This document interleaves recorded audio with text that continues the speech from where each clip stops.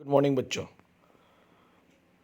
Fix capital की requirement तो हम लोगों ने पढ़ ली थी। और हमारा जो नेक्स्ट टॉपिक है वो वर्किंग कैपिटल। ठीक है, क्या टॉपिक पढ़ने वाले हम लोग? Working capital. इसके आप दो तीन नाम और लिख सकते हैं, जैसे कि करेंट कैपिटल या वेरिएबल कैपिटल, क्योंकि ये प्रोडक्शन के हिसाब से वेराई करता है, चेंज करता है ना। अलग अलग नाम हो सकते हैं इसके। ठीक है, नाम में ही झलक रहा है वो कैपिटल, वो पैसा जो हमको बिजनेस की वर्किंग के लिए लगता है रोज़मर्रा में, उस रूप में। अब कैपिटल का मतलब तो पढ़ा चुका हूँ, सिर्फ पैसा नहीं होता। कैपिटल एसेट्स या वो एसेट्स जिसके थ्रू वो पैसा आने वाला है, इस रूप में। तो इसके कुछ दो तीन एग्जांपल समझते हैं। पहला कैश, इससे बड़ी वर्किंग कैपिटल तो होती नहीं है। फिर आपके रॉ मटेरियल्स, इसी के थ्रू आपको पता होता है ना कितना आपका वर्किंग कैपिटल आने वाला है। अगर इसकी स्टॉक ज़्यादा है मतलब there is a more chance of getting working capital, मतलब अच्छी डिमांड है फिनिश गुड्स की। फिर आपका stock of inventory, stock of inventory जो आपके फिनिश गुड्स रखे रहते हैं जहाँ पर गोडाउन में या आपके जो भी वेयर हाउसेस। बराबर है कि नहीं बराबर है? और एक last account receivable, that is bill receivables बोल सकते हैं आप उसको, जो आपको पैसा कैश के रूप में इसी ईयर में फ्यूचर में मिलने वाला है। तो मिलने वाला है तो वर्किंग कैपिटल ही हुआ ना, अकाउंट रिसीवेबल है ना, that will be received in near future. ये कुछ बेसिक चीज़ें हैं जो आपके वर्किंग कैपिटल के डेफिनेशन में आएगा। क्लियरिंग दे रहे हैं? देखो क्या लिखा है उसमें, वर्किंग कैपिटल वह कैपिटल है जो day to day business activity में आपको लगता है। तो ये जो चारों नाम लिखा था मैंने, डे टू डे बिजनेस वाले थे। क्लियर ही नहीं clear? It is very important to estimate कि कितना आपको वर्किंग कैपिटल लगेगा, क्योंकि आपकी जो बेसिक फंक्शनिंग है डेली की, उसके लिए तो वर्किंग कैपिटल लगेगा। ये फिक्स कैपिटल तो आपने लॉन्ग टर्म के लिए रखा है ना अपने को। तो क्या लिखा है उसमें, एक बिजनेस को फंड चाहिए to store maximum raw material and stock. अगर आपको अपने इन्वेंट्री में, अपने वेयर हाउसेज में, अपने गोडाउन में मैक्सिमम रॉ मटेरियल को स्टॉक करना है, जिसको आप कन्वर्ट करके फिनिश गुड्स में पैसा कमाना चाहते हो कैश के रूप में, तो उसके लिए भी तो फंड चाहिए रॉ मटेरियल ख़रीदने के लिए। ये ज़्यादा रहेगा तो इनडायरेक्ट वे है to get more working capital, but ये तो इसी पे डिपेंड है अल्टीमेटली, पैसा तो होना। इसलिए तो लोगों ने अभी देखो कैश के थ्रू माल बेचना चालू कर दिया, भैया उधारी नहीं करना, अभी हमको भी माल ख़रीदना पड़ता है। A firm would need capital, देखो लिखा ना उसमें, पैसा चाहिए आपको to maintain the stock of finish goods. जैसे रिटेल मार्केट का एग्जांपल ले लो, सुपर मार्केट, आप उनको कैश में खरीदते हो तो वो कैश होलसेलर को पे करते हैं, वो तुरंत उनको ला के पे करता है फिर कि भैया फिनिश गुड्स। एग्जांपल दे रहा हूँ अभी एट प्रेजेंट जो सिचुएशन है। अगर आप चाहते हो ज़्यादा से ज़्यादा माल आपकी दुकान में रहे, जिससे ज़्यादा से ज़्यादा बेच के आप कैश कमाओ, तो आपको भी तो कैपिटल लगेगा उसको खरीदने के लिए।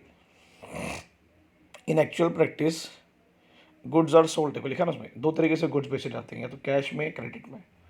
अगर कैश में बेचोगे तो फिर वर्किंग कैपिटल की नीड ज़्यादा नहीं लगेगी, क्योंकि ऑलरेडी कैश में पैसा आ जाएगा, तो फिर अलग से पैसा रखने की ज़रूरत नहीं है। क्रेडिट में बेचोगे तो फिर वर्किंग कैपिटल की नीड लगेगी, यानी आपको पैसे इकट्ठे करके रखने होंगे। लॉजिक समझ रहे हैं ना? किराना स्टोर्स होती है ना मोहल्ले की, भर भर के अपन लोग उसमें क्रेडिट करते हैं। अरे एक डायरी मेंटेन करता है बेचारा, हाँ ये शर्मा जी का बिल बना, दूध का पैकेट, ब्रेड का पैकेट, ये चिप्स और चॉकलेट, और ये क्रेडिट पे जा रहा है सामान, तो उसको अपने पास तो रखनी पड़ेगी वर्किंग कैपिटल, क्योंकि ये सामान उसको जिससे लेना है उसको तो उसको कैश के पे करना पड़ेगा ना, जो रोज़ ब्रेड लेके आ रहा है, रोज़ चिप्स के पैकेट लेके आ रहा है। लॉजिक समझ रहा है?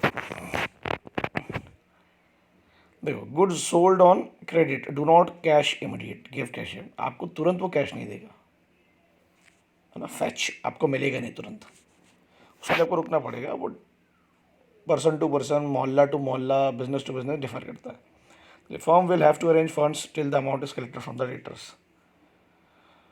जब तक कि जिन लोगों ने उधारी में सामान लिया है और वो जब पैसे नहीं देंगे, तो उसके लिए उसके पहले तो पैसे इकट्ठे करने पड़ेंगे, क्योंकि आपको तो सामान खरीदना है ना। मैंने आपको ऊपर एग्जांपल दिया, ठीक है। अभी जो अकाउंट रिसीवेबल होता है, जो पैसा आपको मिलने वाला है करंट ईयर में, बिल रिसीवेबल बोलते हैं, तो वो भी तो अगर वो देरी से मिल रहा है या उसके चांसेस कम है, तो you must have some cash. देखो लिखा, cash is also required to pay overhead expenses, जो ऊपरी खर्चा होता है आपका, जो आपको रोज़मर्रा में लगता है, जैसे कोई लीगल खर्चा हो गया, या लेबर को आप पैसे पे कर रहे हो एक्स्ट्रा के, है ना, आपकी इलेक्ट्रिसिटी के बिल्स पे करने हैं, आपको मेंटेनेंस होती है थोड़ी बहुत, वो पे करना ही पड़ेगा ना आपको खर्चे। Uncertainty is always a feature of business, बिना इसके तो बिजनेस हो नहीं सकता। Some excess cash also should be maintain to meet unexpect. हर बिजनेसमैन को अपने पास में एक्सेस कैश रखना ही चाहिए, मेरे हिसाब से, नहीं सबके हिसाब से होना ही चाहिए।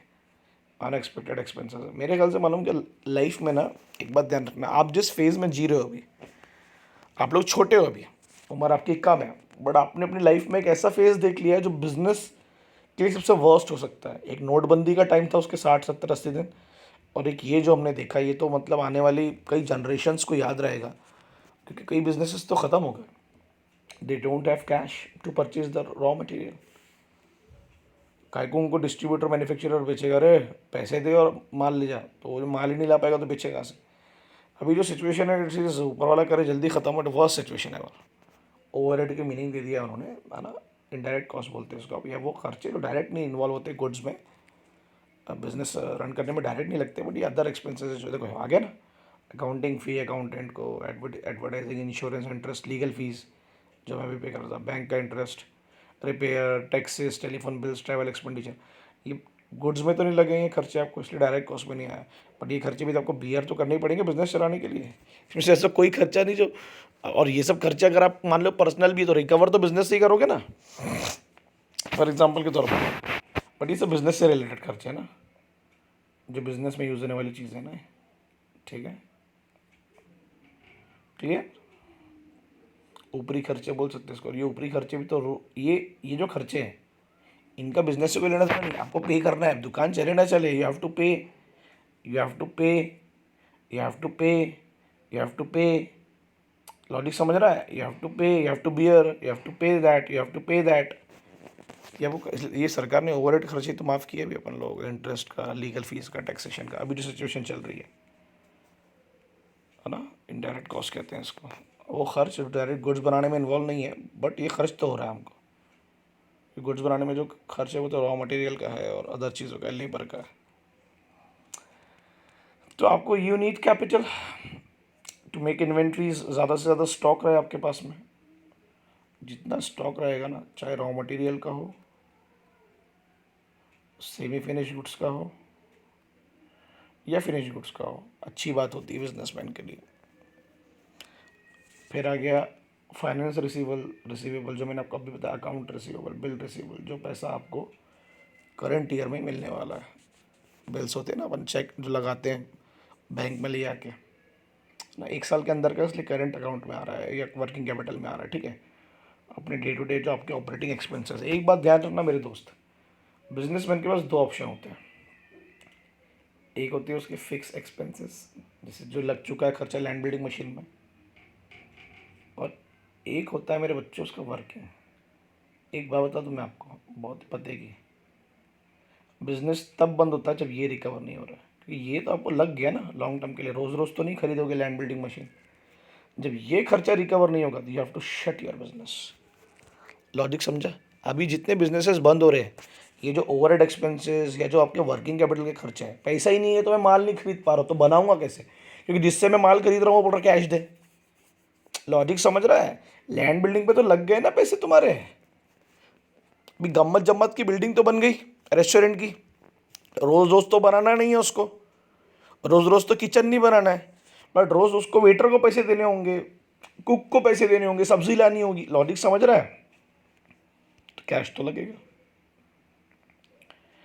So the capital invested in these assets, ये जो फिक्स एसेट्स पे ना जिसकी मैं बात कर रहा हूँ, आपके एसेट्स हुई ना, कैश इज़ योर एसेट, बराबर है कि नहीं, बोलो ना यार, cash is your asset, raw material is your asset, inventory is your asset, account receivable is your asset, क्योंकि आपको बेनिफिट देने वाला है।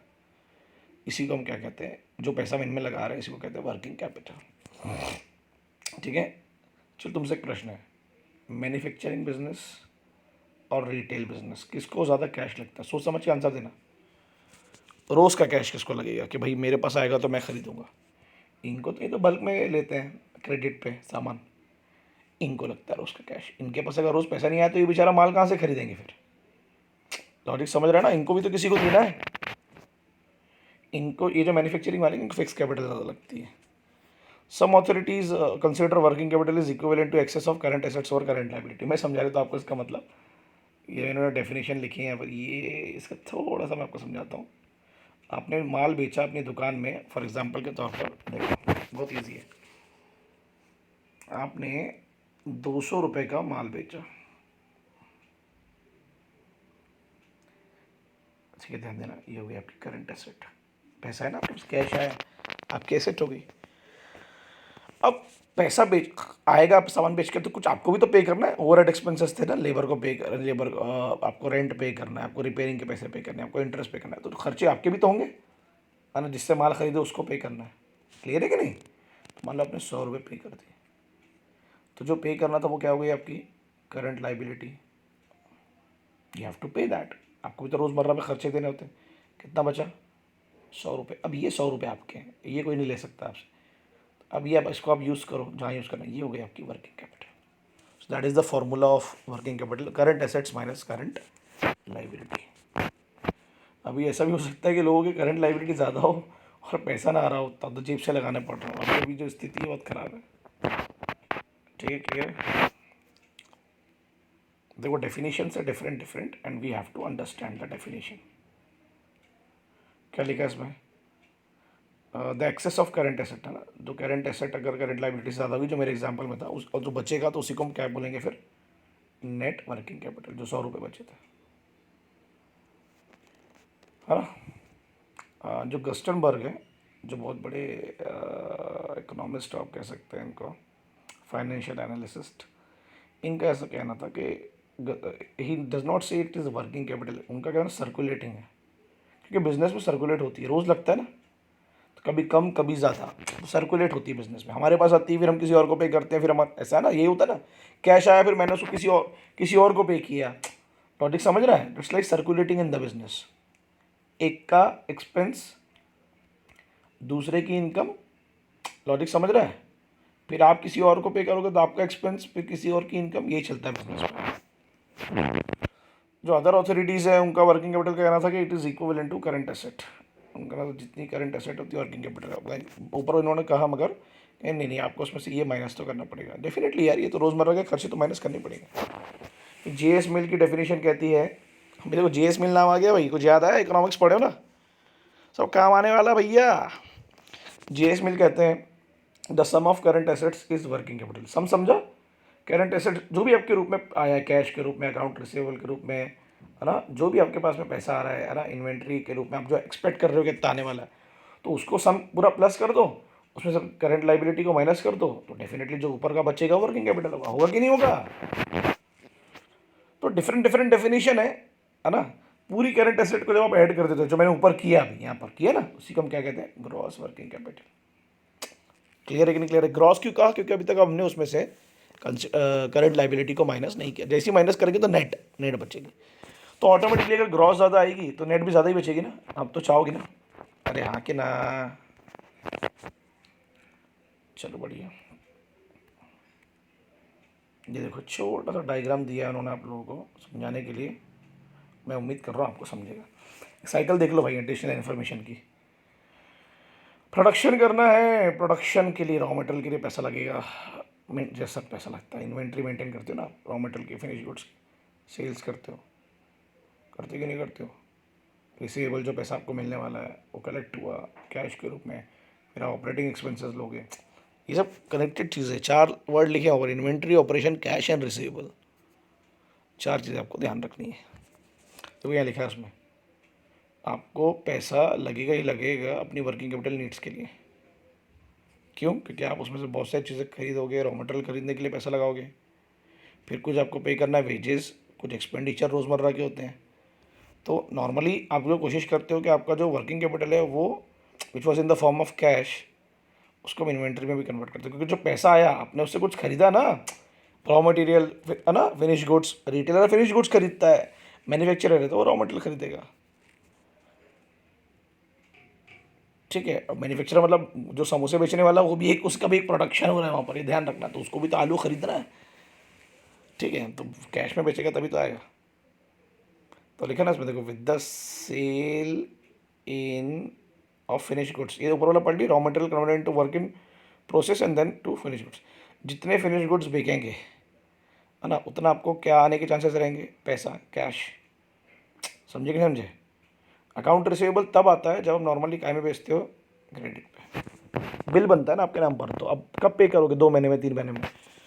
तो जब भी अकाउंट रिसीवेबल हुआ है मतलब पैसा मिला नहीं है, मिलने वाला है, इसका मतलब आपने सामान काय में बेचा, क्रेडिट पे। तो कोशिश करो कि कम से कम क्रेडिट पे बेचो, तो हाथ में कैश ज़्यादा होगा।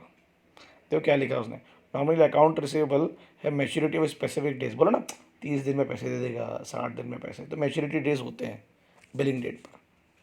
ठीक है, तो जब आपने बिल कलेक्ट कर लिया सामने वाले से और लिया के बैंक में जमा कर दिया, तो कैश मिल जाएगा आपको। ठीक है, क्लियर है ना? तो ये सब मेंटेन करने के लिए तुमको, जैसे ना इन्वेंट्री सेल्स होता है, तो सेल्स का में किया अपने क्रेडिट में, जितनी क्रेडिट में सेल करोगे उतनी अकाउंट रिसीवेबल ज़्यादा होगी, यानी फ्यूचर में पैसा मिलेगा फिर आपको। जितनी कैश में करोगे उतनी अकाउंट रिसीवेबल कम होगी, यानी अपन कैश में ही पैसा कमा रहे हैं। लॉजिक समझ रहा है? तो इट्स ग्रेट। बट बिजनेस में दोनों फॉलो करता है, क्योंकि दोनों चलते भी हैं और ज़रूरी भी हैं। देखो उसमें क्या लिखा है, अ पार्ट ऑफ कैश में भी यूज टू पे, देखो लिखा है क्रेडिटर को भी देना है आपको इंटरेस्ट या प्रिंसिपल अमाउंट, इनकम टैक्स को भी पे करना है, डिविडेंड भी देना है। अब ये बड़ी बातें आ गई, कंपनियों की बातें हो रही है, रिटेलर की बात नहीं हो रही। एंड रेस्ट आपको दोबारा से लगाना है बिजनेस में, फिर raw material, finish goods, stock inventory. Logic समझा है ना? कंपनीज की बातें आ गई। अब डिविडेंड किसको पे करते हैं आप, शेयर होल्डर्स को। इनकम टैक्स भी पे करना है, you have to pay that. और ये सब आपकी अर्निंग्स से पे किया जाता है, फिर जो पैसा बचता है वो आपका एक्चुअल प्रॉफिट होता है। समझा गया? बहुत इंपॉर्टेंट चीज़ है। इन्वेंट्री समझता है ना, आपका स्टॉक जो आप मेंटेन करते हो रॉ मटेरियल का, फिनिश गुड्स का। क्लियर है? पक्का? वो स्टॉक जो होता है उसी से तो माल बेचते हो। सुपर मार्केट वालों के पास देखो कितना स्टॉक होता है, तभी तो उनकी सेल ज़्यादा होती है, अवेलेबल रहता है ना हमेशा। फिर रिसीवेबल अलग प्रकार के होंगे, अगर क्रेडिट पे बेचोगे तो अकाउंट रिसीवेबल, कैश पे बेचोगे तो तुरंत पैसा आ गया, तो कोई तकलीफ वाली बात नहीं है। फिर वही पैसा आप क्या में लगाते हो, ऑपरेशंस में, जो रोज़मर्रा के आपके ऑपरेशंस है ना, उसमें वन ऑफ द ऑपरेशन क्या आपका प्रोडक्शन ऑफ गुड्स भी है, अगर आप प्रोड्यूसर हो। ठीक है, देखो सब एक दूसरे पर डिपेंड है ना, है कि नहीं है? अकाउंट रिसीवेबल काय में कन्वर्ट होने वाला है, जल्दी बोलो। अगर आपने कलेक्ट कर लिए तो कैश में, कैश से क्या पे करोगे, वर्किंग ऑपरेशन। फिर कुछ पैसा देखो, फिर कुछ पैसा काय में लगोगे, प्रोडक्शन में। प्रोडक्शन से क्या क्रिएट होगी, इन्वेंट्री। इन्वेंट्री का में जो रखा हुआ माल है उसको सेल करोगे। आप बोलोगे सर एग्जांपल, अरे मैन्युफैक्चरर रॉ मटेरियल भी बेचता है, तो उससे कोई तो व्यापारी खरीदेगा ना, तो उसके लिए सेल वो ही ना। समझे क्या? सेल्स क्या हुई मैन्युफैक्चरर के लिए, तो उसका रॉ मटेरियल भी उसकी सेल्स हुई, और रिटेलर के लिए फिनिश गुड्स उसकी सेल हुई।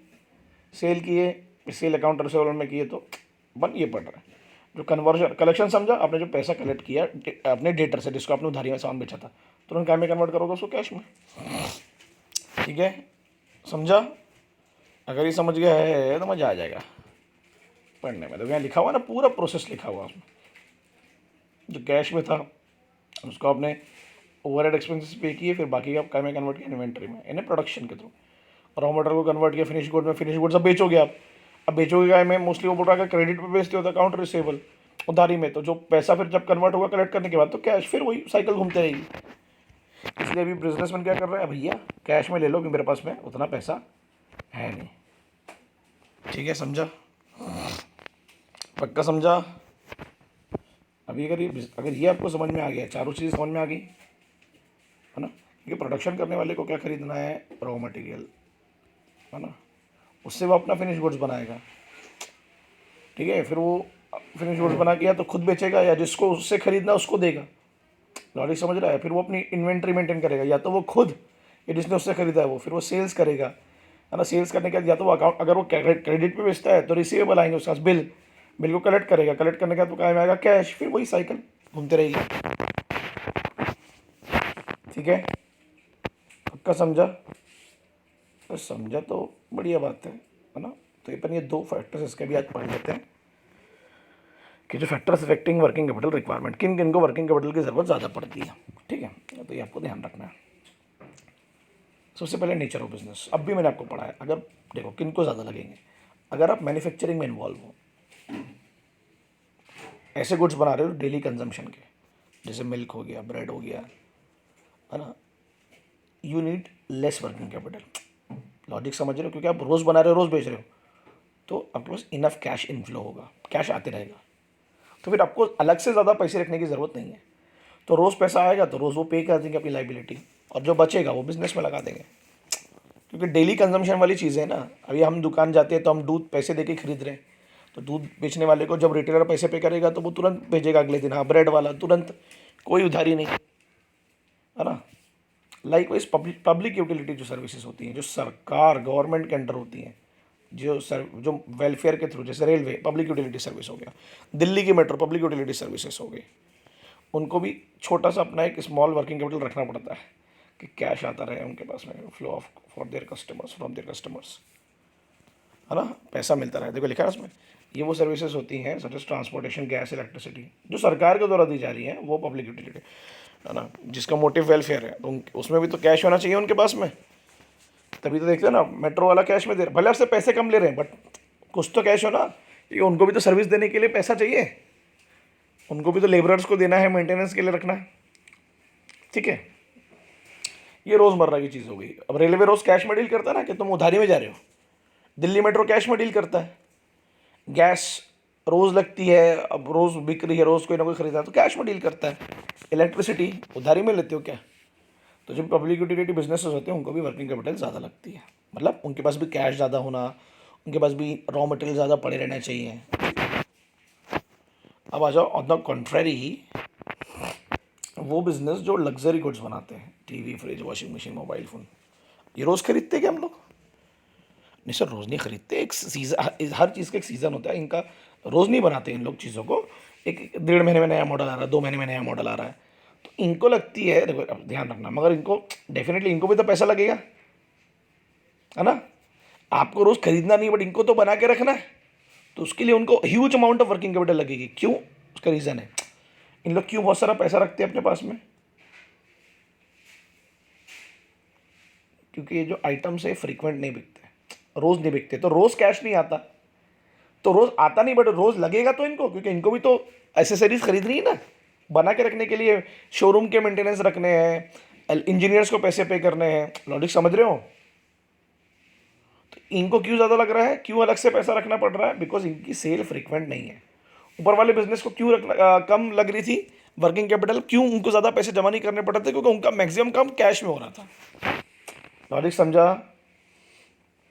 ठीक है, they have to maintain cash reserves more. फिर जो ट्रेडिंग और मर्चेंडाइजिंग फर्म्स होती है, जिनका मेन काम होता है डिस्ट्रीब्यूशन ऑफ गुड्स, तो उनको तो बिग इन्वेंट्रीज ऑफ गुड्स रखनी पड़ती है कस्टमर के डिमांड के हिसाब से, होलसेलर हो गया, डिस्ट्रीब्यूटर हो गया, है ना। जो मर्चेंडाइज बिजनेस होते हैं, जो पर्टिकुलर प्रोडक्ट को बेचते हैं, पर्टिकुलर ब्रांड को बेचते हैं, तो have to extend credit facilities to attract customers. ये लोग क्या करते हैं, जो ट्रेडिंग बिजनेस कर रहे हैं, जो डिस्ट्रीब्यूशन, ये कस्टमर को अट्रैक्ट करने के लिए क्रेडिट फैसिलिटीज़ देते हैं। अरे ठीक है, 2 महीने बाद दे देना पैसे, 1 महीने बाद दे देना, बैंक्स के थ्रू डील कर रहे हैं। ठीक, तो अब आप क्रेडिट पे सामान बेचोगे, आप बताओ, तो आपको फिर रोज़मर्रा के लिए पैसे लगेंगे ना, तो आपको अपनी वर्किंग कैपिटल बहुत ज़्यादा मेंटेन करनी पड़ेगी, क्योंकि आपको भी तो रोज़ पैसे लगेंगे, है ना। आपको बिग इन्वेंट्रीज मेंटेन रखनी है, क्योंकि कस्टमर की डिमांड बहुत ज़्यादा है, और आपके कर कस्टमर को क्रेडिट फैसिलिटी इसलिए दे रहे हो अट्रैक्ट करने के लिए। क्लियर है कि नहीं क्लियर है? बराबर है। देखो लिखा है ना उसमें, मर्चेंटाइज फॉर्म्स वो होती हैं जो बाइंग और सेलिंग में, है ना, मैंने बोला ना, डिस्ट्रीब्यूटर एज ए होलसेलर, और कभी कभी एज ए बिग रिटेलर, ठीक है, without altering the physical form of goods. जैसा गुड्स मिला है वैसा बेचते हैं, उसको किसी प्रकार का चेंज नहीं लाते। चेंज तो मैन्युफैक्चरर ने ला चुका है, प्रोड्यूसर ने ला चुका है, जो मिला उसको बेच डालो। तो अब मेरे को बताओ, आज आप रिटेलर क्यों इतना क्रेडिट फैसिलिटी देता है आपको? वो चाहता है कि आप ज़्यादा से ज़्यादा माल उसी के पास से खरीदो, तभी तो किताबें मेंटेन करके रखना पड़ता है। बहुत सारे होलसेलर रिटेलर्स को देते हैं कि उनके पास ज़्यादा से ज़्यादा रिटेलर कनेक्टेड रहें। सही बोल रहा हूँ कि नहीं मैं, है ना। ये वो लोग होते हैं जिनका काम है सिर्फ डिस्ट्रीब्यूशन करना, गुड्स बनाना नहीं, ठीक है। नेक्स्ट क्या, साइज ऑफ बिजनेस। सिंपल है, जितना बड़ा साइज उतनी ज़्यादा वर्किंग कैपिटल लगेगी, कैश लगेगा, लगेगा नहीं लगेगा, इन्वेंट्री लगेगी। जितना छोटा साइज उतनी कम वर्किंग कैपिटल लगेगी आपको। क्योंकि आपको ज़्यादा इन्वेंट्री मेंटेन करनी नहीं है, ज़्यादा ओवरहेड एक्सपेंसेस पे नहीं करना है। तो ये कुछ भी हो सकता है, लाइक ये बड़ा रिटेलर हो सकता है, ये छोटा रिटेलर हो सकता है, छोटा रिटेलर CR, है ना, कुछ भी हो सकता है, सुपर मार्केट भी हो सकता है, सुपर मार्केट वाले को लगता है ना, छोटा सुपर मार्केट भी हो सकता है, तो कुछ भी हो सकता है। ठीक है, क्लियर है, समझे? दिल्ली मेट्रो हो सकती है, नागपुर मेट्रो भी हो सकती है, समझा? मर्चेंटाइजिंग फर्म समझा आपको? पर्टिकुलर ब्रांड की मर्चेंटाइजिंग करते हैं ना लोग कि भैया हम इसके डिस्ट्रीब्यूटर है ना। जैसे अभी रिटेलर के पास जाओ तो हर प्रकार का मर्चेंटाइज आपको बिजनेस मिलेगा उसके पास। एक फॉर्म, एक सेक्शन बना रहेगा पतंजलि के लिए, एक सेक्शन बना रहेगा क्रीम्स के लिए, एक सेक्शन डैश पार्ले जी ये वो। ठीक है, क्लियर हुआ? इनका काम है सिर्फ लाना और बेचना। एक हल्दीराम का बना रहेगा, समझा? अभी इतना काफ़ी है, क्योंकि आपके दिमाग में आना चाहिए। अपने दिमाग में 4 चीज़ें ध्यान रखना: cash, inventory, raw material and account receivable. Public utility समझा बेटा आपको? जहाँ सरकार बिजली देगी और फिर प्राइवेट कंपनी है तो वैसे ही वसूल लेती है, तो कोई तकलीफ नहीं है। पब्लिक यूटिलिटी बड़ा है मतलब सरकार के द्वारा दी हुई सर्विसेज। ठीक है, क्लियर है? पक्का? ओके, चलो फिनिश।